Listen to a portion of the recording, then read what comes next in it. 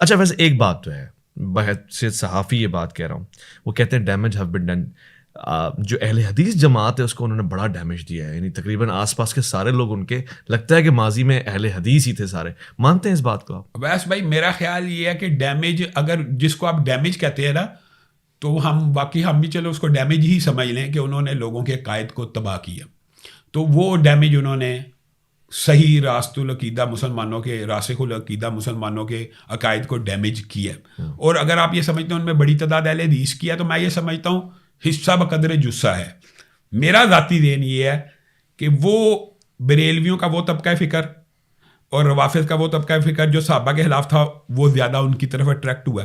پھر اس کے بعد دیوبندی ہوئے. میں یہ سمجھتا ہوں پھر اہل حدیث بھی ہوئے ہیں، یہ نہیں، میں انکار نہیں کرتا، کیونکہ مرزا صاحب نے اول توحید پسندی کا اور توحید پرستی کا نعرہ لگایا. تو آپ کو پتہ ہے اہل حدیث توحید کو بہت زیادہ پسند اور لائک کرتے ہیں، تو ان کا اٹریکٹ ہونا اچنبے کی بات نہیں. لیکن جب وہ ایکسپوز ہو گئے ہیں نا کہ جناب فلاں شاعی کوئی نہیں، شے کوئی نہیں، کرتے کرتے کرتے انبیاء شاعی کوئی نہیں. اچھا جب انہوں نے یہ بات کی تو وہ یہ سمجھے کہ شاید اہل حدیث جو ہیں ہمیں اس بات کے اوپر بڑا خراج تحسین پیش کریں گے. اور اس نے اپنی تشریح بھی کی کہ میں نے یہ اس تناظر میں کیا کہ انبیاء اللہ دے اگے شاعی کوئی نہیں.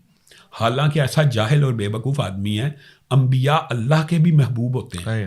یہ نہیں ہوتا کہ انبیاء شاعی نہیں، انبیاء اللہ کے بھی محبوب، اللہ کے سامنے بھی محبوب ہیں، تو نبوت بھی ہے نا، نمائندہ، یعنی اس سے بڑی کیا، اللہ کے نمائندے.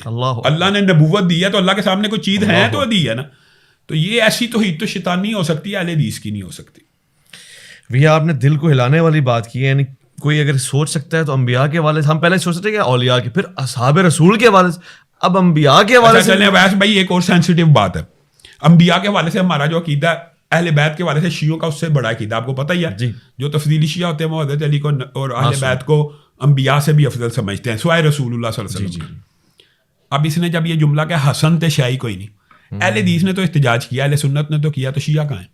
آپ کو کوئی شیعہ نظر آیا؟ آپ نے پوچھنا یہ سوال آپ کے اوپر، ان کے اوپر. حسن تے شیعی کوئی نہیں، تو یہ شیعہ اس کا بھی تو احتساب کرے. نہیں لیکن حسن صرف شیعوں کے تو نہیں ہے نا. میں نے کہا نا، ہم نے تو کیا، ہم نے تو کیا، لیکن وہ جو کلیم کرتے ہیں کہ اہل بیت ہمارے ہیں، ان کو بھی تو اس احتجاج میں ہمارا ساتھ دینا چاہیے نا. بالکل دینا چاہیے. آج تک کس شیعہ نے مرزا محمد علی جہلمی کے خلاف احتجاج کیا؟ میں آپ سے پوچھتا ہوں، نہیں کرتے.